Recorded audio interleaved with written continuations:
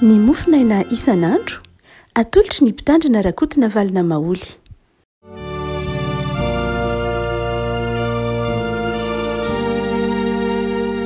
faly miarabantsika ry avako malala tratra ity alatsinainy ny paska ity alatsinainy fa 20 ny volana aprily ny voalahatra mofanantsika anio dia ny epistily voalohany nosoratany jaona voalohany toko fahatelo andiny fahatelo ambin'ny folo ka hatramin'ny andiny fahafito ambin'ny folo. Jaona voalohany toko fahatelo andiny fahatelo ambin'ny folo ka hatramin'ny andiny fahafito ambin'ny folo. Maran'i Jesoa azagaga ry rahalanyzao tontolo zao ianareo fa fantatsika fa efa tafafindra ny ala tamin'ny fahafatesana ho amin'ny fiainana satria tia ny rahalahy izay tsy tia dia mitoetra amin'ny fahafatesana ihany. Izay rehetra mankala ny rahalany dia mpamon'olona ary fantatrareo fa tsy mba misy mpamon'olona manana fiainana marak'izay mitoetra ao aminy. Ray masonao manamasinana ny fahamarinana ny teninao no fahamarinana. Amen. Rehavana ny taratasy nosoratan'ny Jaona apôstôly ho antsika dia afatra voalohany ho antsika tao aorianany paska. Omaly isika dia nankalaza n'Andriamanitra noho ny paska noho ny fandresen'i Jesoa ny fahafatesana ho antsika. Ny paska dia tsy hoe fety kristiana ihany fa tena fototra iorenana ny finoana mihitsy, fototra iorenana ny fivavahana kristiana. Amin'ny alalan'ny paska no iorenana ny finoantsika. Zay mahatonga antsika mivavaka andro alahady, mahatonga mpino mivavaka andro alahady dia satria alahady no nitsanganan'i Jesoa tamin'ny maty. Raha ohatra ka ny ara-baky teny dia andro fahafito ny sabotsy, andro fahafito no ivavahan'ny mpino. Raha ohatra ka jerena amin'ny testamenta taloha. Fa rehefa mamaky ny testamenta vaovao tsika dia miara-mahita itsika fa andro voalohany nitsanganan'ny tompo tamin'ny maty. Andro voalohany no nionan'ny tompo tamin'ny mpianatra. Andro voalohany no nilatsahan'ny fanahy masina. Andro voalohany amin'ny herinandro zany alahady. Ary tsy hoe isika teoriana amin'izao taonjato zao ihany akory no voalohany vavaka andro lahady ry havako malala. Fa ny fiangonana voalohany mihitsy hatramin'ny andron'ny Paoly dia efa mivavaka tamin'ny andro alahady. Ary andro voalohany amin'ny herinandro zany. Hitantsika amin'ny Korintiana voalohany toko 2:20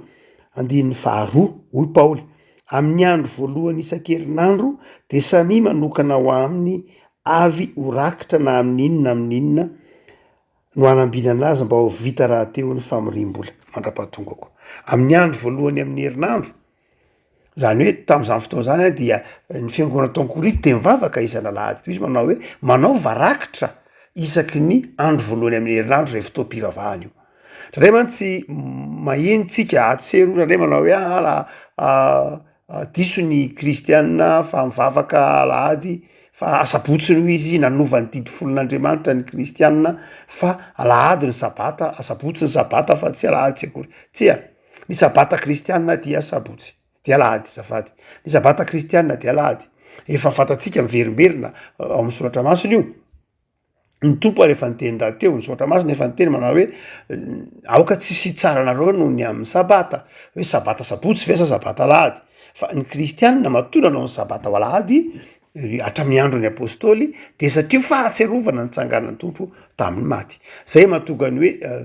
dikany teny hoe dimanche amin'ny teny frantsay nalaina tamin'ny teny latina andron'ny tompo ny dikany. Andron'ny tompo inona ny mahandron'ny tompo azy? Andro nitsanganan'ny tompo tamin'ny maty. Ka dia natokana hideranan'ny tompo, natokana hivavahana amin'ny tompo. Noho izany dia miorina ao amin'ny fitsanganan'ny tompo tamin'ny maty mihitsy sy fahatserovana ny fitsanganan'ny tompo tamin'ny maty ny fiainana kristiana. Zay no mahatonga antsika araka milaza teo mivavaka alahady. Isan-kalahady zany ny mpino dia mahatsiaro ny fitsanganan'ny tompo tamin'ny maty. Ary izay raha teo ny dikany hevitra ny fivavahana kristiana. Ny hevitra vahana kristiana tsy miivo amin'ny hoe sorona na miivo amin'ny hoe fomba mpivavahana fa vavahana kristiana dia miivo amin'ny azo fijalian'i Kristy sy ny fandresen'ny fahafatesana. Dia isan'alahady zany ny mpino dia mahatsiaro izany fandresen'ny tompony fahafatesana zany. Marina loatra mipaka eo ihany, ny paska eo ihany. Fa ny ny andro lahady isika dia mahatsiaro zany fandreseny zany isaky ny mivavaka noho zany dia alahadysika mivavaka no tsika manao hoe ny paska ny fototra iorenany fivavahana kristianina satria nandresy ny fahafatesana ho atsika ny tompoka amin'izao andro voalohany eo ambadiky ny paska izao zany hoe nalatsinainy zany dia mahazo lesona voalohany sady ny mpino amin'ny alamofonaina ny lesona voalohany de ny hoe ny fitiavana ny rahalahy ny olona tya dia tafafindra ny ana tamin'ny fahafatesana ho amin'ny fiainany eto an dia ny fitiavana ny rahalahy dia famantarana hita maso ny olona ao amin'ny fiainana ary ny fahakalana sy ny tsy fitiavana dia famantarana ny olona mbola ao amin'ny fahafatesana zany hoe ny fahafatesana izay ambarany Jaona eto dia tsy lay fahafatesana lazaina ihany hoe lay fahafatesana mort clinique io tsika miteny frantsay tsy lay fahafatesana midika hoe maty de alevina loatra fa lay fahafatesana fisarahana amin'Andriamanitra lay fahafatesana zay hoe midika hoe tsy manana fiombona ampiainana amin'Andriamanitra dia hoy Jaona manao hoe zay rehetra mitoetra ao anatin'ny fankahalana zany na tsy mitoetra amin'ny fitiavana ny rahalahy dia tafasaraka amin'Andriamanitra izy tsy ao amin'Andriamanitra izy ivelan'Andriamanitra izy ivelany ateo fiainana izy ny didy folon'Andriamanitra hitatsika amin'ny nampianarina atsika dia manazava va hoe aza mamonolona Jesoa efa nanazava an'io koa ndray mahakany filazantsaramasina araka ny Matio nanao hoe ny olona zay manao ny rahalahiny hoe foka iala na manao hoe tsisy ilananao tsisy ilananao tsisy heviny amiko ianao dia mpamon'olona hoy Jesoa ao amin'ny filazantsaramasina araka ny Matio 5 zany hoe Jesoa de efa manazava mihitsy fa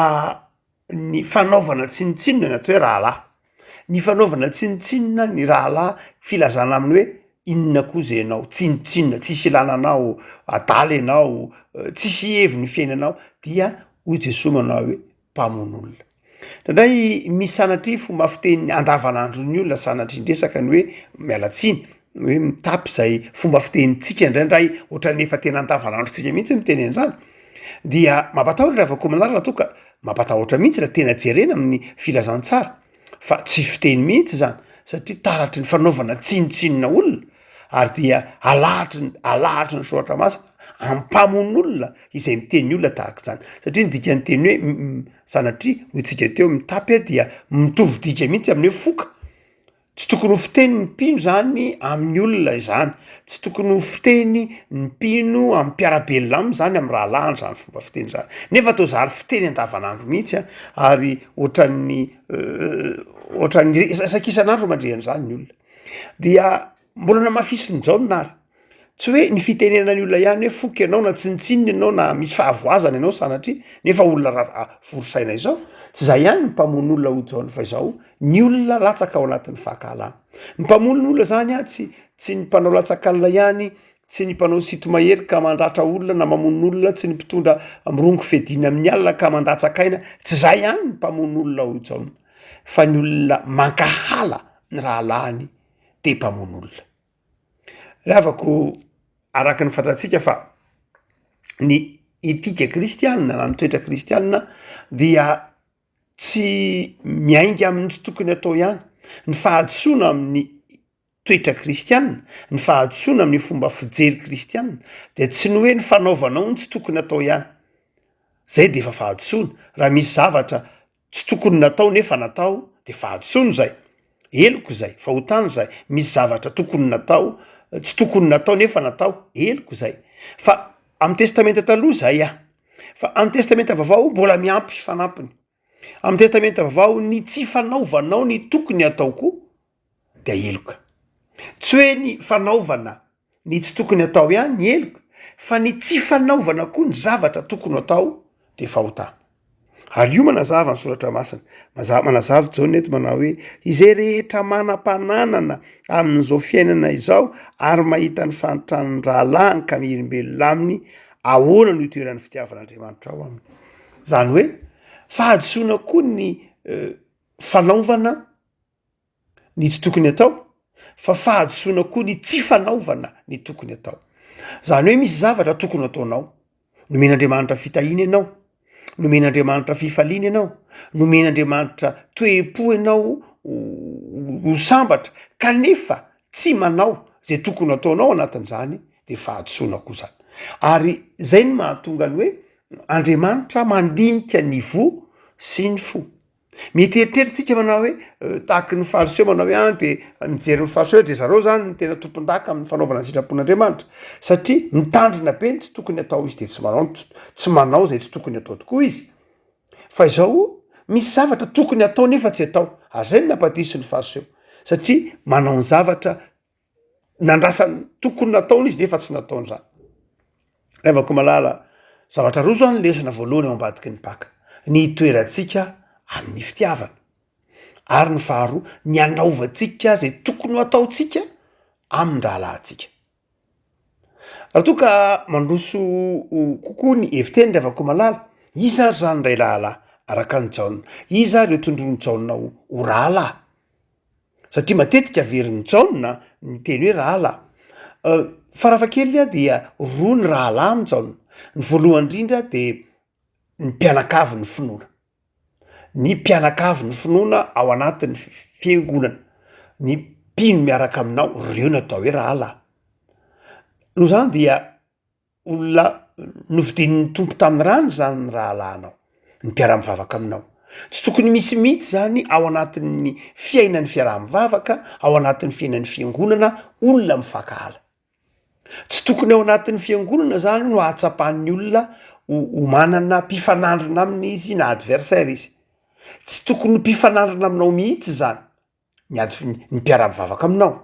Tsy manana fahavalo ao anaty fiangonana ianao raha am'izay ataontsika hoe ekleziolojia ny Jaona na momba ny fiangonana amin'ny Jaona dia ny mpiara-mivavaka de tsy mpifahavalo mihitsy.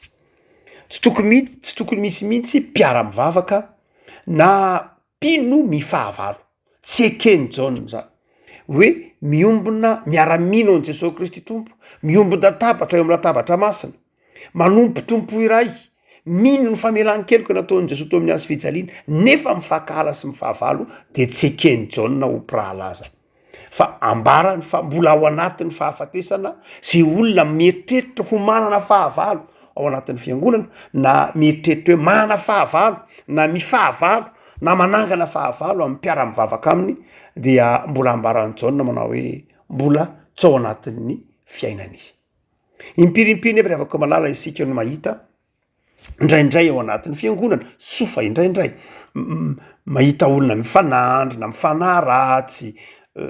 mifanameloka, mifanamaritena, tsy mety mihavana, mifankahala mihitsy aza, ary indraindray hamarinina izy ireo mihitsy amin'ny sohatra masina ny fifanandrinany na ny fifankahalany, ary dia mba alaiso saretsaina am'zany ny tokony hoenatra eo anatrehan'Andriamanitra. Andriamanitra zay mandinika ny fon'ny olona,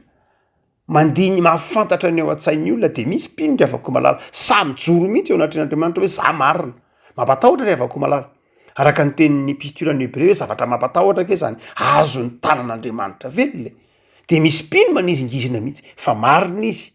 misy mpino manizingizina mihitsy fa tsy diso izy ao anatrehan'Andriamanitra, nefa izy mankahala ny rahalahiny, nefa izy manaratsy ny rahalahiny, nefa izy manapotika ny rahalahiny, nefa izy samy mpino. Ary dia io namparany epistolany Hebreo hoe Andriamanitra nge tsy azo vazivaziny zay efa afon'ny olona ny jinjainy, ary zavatra mampatahotra, mampiorokoditra, izany hoe azon'izany tanan'Andriamanitra zany velona. Revako malala itsika manao hoe ny afatra Paska dia aorianan'ny Paska iainantsika voalohany indrindra, omeny mofo iainantsika zany voavina karaza Paska, tsy kiomaly de zao ny iainantsika ny fitiavana ny rahalahy ao anatin'ny fiangonana, ao anatin'ny fiombenamben'ny mpiangonana.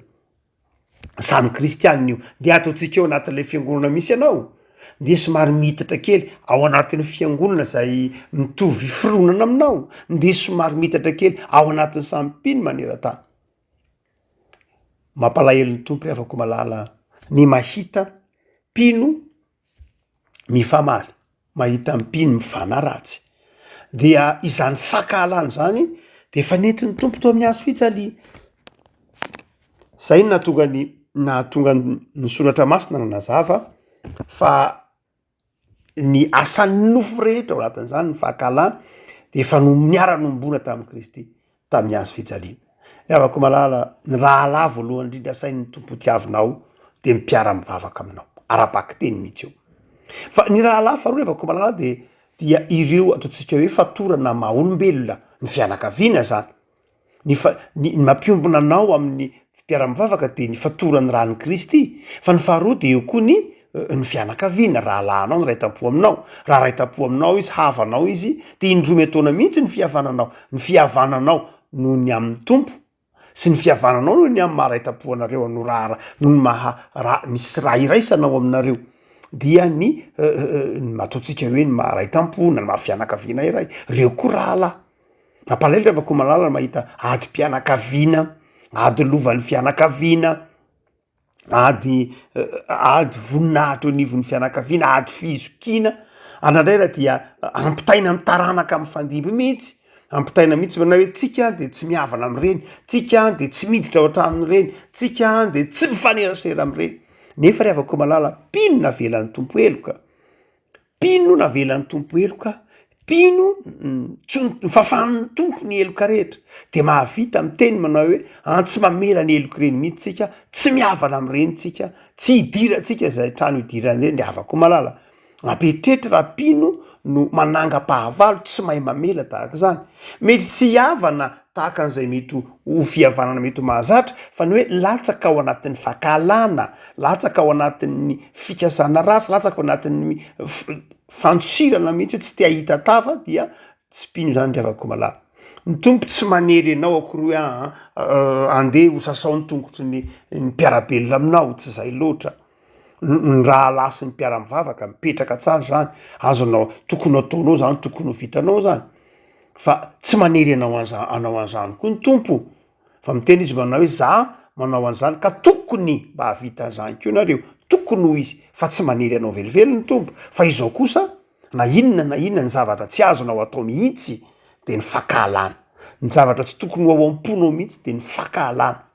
mety ho tsy vitanao ny manasa ny tongony mety tsy vitanao ny miara-misakafo amin'ny asa angamba noho ny maha olombelona ty ampiandohana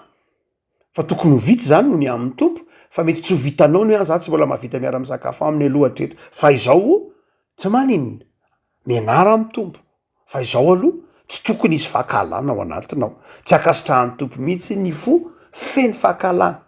ny raha vo ny fakahalana no mitoetra ao anatin'ny fo de aiziny zay ary aizina manamaizina ny fomba fijerinao anyka na inona mety ho fietsika ataon'ny olona raha vao feny fakahalana ny eo am-po dia ratsy avokoa zay mety ataon'lay olona rehetra mandisy ny fomba fijery ny fakahalana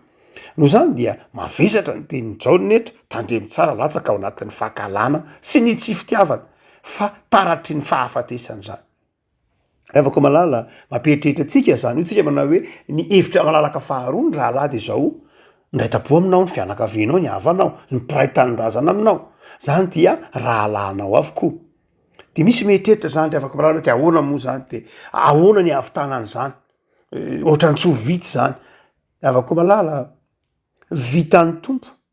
to amin'ny azo fijaliana ny teny manao hoe raha io mamelany elo ny fahatsivatan'izay ataony vitatsika zany noho ny amin'ny tompo hoe Paoly manao hoe mahay zavatra rehetra amin'ny alalan'ilay dia mety mafy be izy ry avako malala fa ianaro ao amin'ny tompo mety tsy vita mihitsy anio zany mety tsy vitanao marina loatra fa izao mangataha amin'ny tompo fotoana ahafahana manao an'izay ary aza ela fa tsy fantatrao ny fotoana mety zao ny fotoana ahafahanao manadio ny fonao amin'ireny olona reny mety ho izao de diovy ny fonao mety tsy mahana fahafahana atona azy ianao androany fa zao diovy aloha ny fonao androany ny fotoana raha pitso angetsy anao tsony ny afaka pitso angetsy anao an'Andriamanitra alay fisaretsaina na sanatria alain'ny tompo amin'ny fotoana tsy fantatrao lay olona zay anananao alahelo de mba ahoana moa vitanao ve ny ijery azy ho lasany amin'ny elo na alay fisaretsaina manao hoe alain'ny tompo melohany ionany famelanareo ianao sanatriny zany engany tsisy an'izany de mba ahoana zay ny mahatonga ny hoe araraoty io mahatonga amin'ny Paoly miteny inge araraoty ny andro azo anaova-tsoa araraoty ny andro hifampizarana fitiavana araraoty ny fahafahanam-bola mifamela ny zavatra ny materiel na ny zavatra hita maso ankely avako malala mandalo ihany inona mo ry havako marina fa mety hoe misy olana arabola, olana arakalova, olana maro samihafa zay mety ho mampisaraka ny olona. Fa ny azo fijalian'ny Kristy inge nandrava ny hevitry ny fisarahany. Hain'ny tompony manome an'izany rehetra zany ho anao, hain'ny tompony manonitra n'izany rehetra zany ho anao. Tsy mandrakariva ny zavatra edivana ny zavatra ifandroritana tahakireny ange rehefa tena jerenao amin'ny fiarahamonina isan'andro, tsy mila olona marani-tsaina de manahoana, de mandrakariva tsy de tena hoe de mahasoa de manahoana loatra, na mahatafita de manahoana loatra amin'ny ankapobeny. Fa ny fahasoavana omen'ny tompo anao no mahasambatra anao. Noho zany dia aza miady fo amin'ny hoe olana ady sy arofa apetra ao amin'Andriamanitra ny ady, de mandana mihavana, mandana mitoetra ao anatin'ny fitiavana, arak'izay afatra voalohan'ny Paska izay hoe tia olona ianao dia zay ianao no mitoetra ao amin'Andriamanitra. Afaka malala Paska ny andro, ny afatry ny tompo amintsika ary amin'izao alatsinainy voalohany zao aorianan'ny Paska, de ny andehanantsika amin'ny fitiavana. Ny andehanantsika amin'ny fitiavana, ny rahalahintsika. Fa ny farany afaka malala dia ny asa soa. Ny 2:20 sy 20 de manetsika ny fitiavana ato anatintsika. Ny Jaon'ny Apôstôly manao hoe ny olona mitoetra amin'ny fitiavana de olona tsy mihirimbelona amin'ny fahantrany rahalahy. Ny olam-piarahamonina tamin'ny andron'ny Jaona de ny fahantrana. Ny olam-piarahamonina tamin'ny andron'ny Jaona de ny fahantrana. Any Efesosy tsika zany Jaona no manoratra, dia betsaka ny olona mahantra tamin'ny fotoan'androny. Ny ataontsika ny fahasairanana. Amin'izao andronantsika zao dia tsy mbola miova ihany zany. Mbola olam-piarahamonina ihany miampy aza ny fahantrana. Ny fahantrana, ny tsy fananana, ny aretina, betsaka ny herisetra, ny faniliana be de be ny olona voavakavaka ao anatin'ny fiarahamonina, betsaka ny sokajin'olona voavaka ao anatin'ny fiarahamonina, voilika ao anatin'ny fiarahamonina noho ny toe-bata, ny sembana ve izy, mety betsaka koa ny olona ao anatin'ny fiarahamonina tsy manana fahafahana izay misitraka izay zavatra mety ho tsara ho anivon'ny fiarahamonina, na sekoly io, na vaovao io, na fialamboly io, na vakiboky io, betsaka rehefa ko malala ny olona sokajin'olona zay tsy afaka misitraka an'izany. Betsaka nomen'Andriamanitra fitahina afaka misitraka an'izany rehetra zany, mamaky gazety, afaka mahita ny vaovao mitranga eran-tany, afaka mitsabo tena raha marary, afaka mivezivezy kely etsy romba mitsangatsangana rehefa faran'ny herinandro. Misy men'Andriamanitra fahafahana manao an'izany mihitsy. Fa misy kosa tena tsy manana mihitsy, na de ataontsika hoe fahafahana mamantatra akory aza hoe inona ny zava-mitranga tsy ananana, tsy mahafantatra vaovao akory, mety tsy manana televizion, tsy afaka mamaky gazety, mety tsy mahita Facebook na mahita vaovao akory hoe inona no mitranga tsiaro, tsy afaka misitraka akory, tsy mahay mamaky teny, tsy mahay manoratra, be de be mbola sokajin'olona tahaka izany eto Madagasikara ry havako. Dia hotsika manao hoe mbola mitombo lay olam-piarahamonina, mitombo lay olam-piarahamonina mandrakitiny androany, de inona ny tokony ho toetran'ny olona manana zay nomen'ny tompo fahafahana manao zany, dia tsy mihirimbelona, tsy mihirimbelona. Afaka malala mba nofinofy ambalay fisalatsiana hoe ao amin'ny isaky ny trano fiangonana mba misy ataovy hoe tsy fantatro minona ny mety ataon'ny olona, misy fandaharana asan'ny fitandremana ve, misy fandaharana asan'ny fiangonana ve mba isak'izay fiangonana de misy mba tranomboky amakin'ny tanora-boky, asa tsy fantatro, mety misy toerana amakin'ny olona gazety, misy toerana mba hijeren'ny olona anaovana fialamboly, asa misy fahita lavitra mba hijerevan'ny olona baolina aveo, inona moa ny olana am'izany rehefa ko malala ny tanora nge zany amin'ny fotoana mba mety isin'ny baolina kitra, tsy fantatro, mety misy toerana fanaovana fanatanjahantena ve, misy dobo filomanosana mba ataon'ny fiangonana ve, misy manoloana lay olam-piarahamonina, manana programan'asa ve ny fiangonana, ka tsy mihirimbelona am'izay mety ho fahavoazany ny olona. Mandrakariva mantsy rehefa ko malala everitsika mandrakariva fa ny fiangonana de zava-panahy ihany, tena zava-panahy tokoa, fa ny zava-panahy de zao miteraka asa sy famahana ny olam-piarahamonina. Ary io nefa nitenenan'ny soratra masina, nitenenan'ny Jeremia miteny hoe fiadanana nefa tsisy fiadanana tsinona. zany hoe be de manona fiadanana mandrakariva tokoa tsika fiangonana ekeny zany jesoa ny teny hoe manona fiadanana fa izao vonona koa ve tsika hizara lay fiadanana ny men'andriamanitra tsika ny men'andriamanitra fiadanana de afaka misakafo tsara, afaka manana connexion ka mahita ny vaovao mitranketseroa, afaka mamaky gazety inandray zao ny olana, afaka midio mananamana manana fifandraisana de sambatra tsika marina fa mety tsetreraka hoe za ty sambatra ohatran'ny olona risy ary fa sambatra ianao rehefa entiny amjery ny faritra sasany etananarivo anao de ahita hoe aia sambatra de moa ve vonanombona na ndrimbona am'zany fiadanana menatsika zany tsika le avako malala ho tsika manao hoe nisam-pitandremana manana programa nasa ve mba hoe fiangonana tsy mihirimbelona piny tsy mihirimbelona amin'ny fiarahamonina misy azy tsy voatery lay fanampiana ara-tsakafo ihany iny eo fa le fivelaran'ny tanora fanatanjahantena ny lafiny ara-koltoraly ny lafiny fivelarana maro samihafa ny fahadiovana na atao fotsiny araha hoe manana lavoara manana basin nisam-pitandremana ka ny olona rehetra de afaka misasa manadio ny lambany eo amin'ny lavoara fanadiovan'ny fiangonana ny tsotra ny lamba dia misy olona za manana basin isam-pitandremana na ny manodidina ka hoe zay rehetra olona mpanasa lamba de ny fiangonana tompoko de afaka manome rano madio anasanareo lamba ka mba madio ny olona mba maimaimpona na vidiny mirary fiangonana manana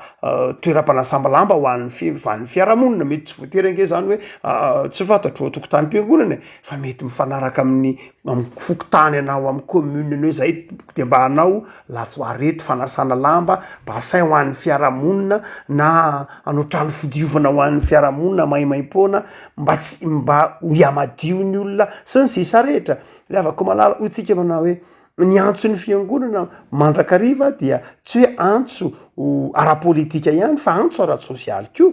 antso ara-tsosialy ko ny ara-tsosialy eto zay ny tena tia ny jaonina teneny eto fiangonana mandray anjara am'izany ataontsika sosialy zany liavako malala ny tompo ny ampafantatra anao fa ny olona miaina amin'ny fitiavana no miaina ao anatin'ny fitiavan'andriamanitra miaina ao anatin'ny fahasoavan'andriamanitra ary mandray ny fahaveloman'ny Kristy ivavaka sika tompo misaotra anao zahay fa niafatra omenao anay tamin'ity alatsinainy ity dia nafaranao zahay mba handeha araka ny fitiavana ianao zahay efa nandresy ny fahafatesana de nampahafantatra anay fa ny fitiavana ny rahalahy sy ny fanampiana ny rahalahy sy ny mpiarabelona no endrika isehon'ny fitiavana aty anatinay sy eo amin'ny fiarahamonina mamita teny zay raha mihevitra fa miaina ao anatin'ny fitiavana nefa tsy miaina ny fizarana ary tsy miaina ny fitiavana sy ny famelana tompo pasika ny andro navelanao ny elokay azona iantoko zany inonay zany de mampianaranay mba amela eloka mandrakariva ary mampianaranay mba hanana toetsaina mizara sy mahafoy tahaka anao Andriamanitra omeo ny fitandremana tsiraray omeo ny fiangonana omeo ny fianakaviana omeo ny ankorana tsiraray ny toe-po sy ny toe-tsaina mahay mizara mahay manome mahay manirimbina manolotra ampahany am'izay nomenao ho fizarana ho an'ny hafa de tehirizo zay tompo amin'ny fitiavana amana trany aminaranao Jesosy amen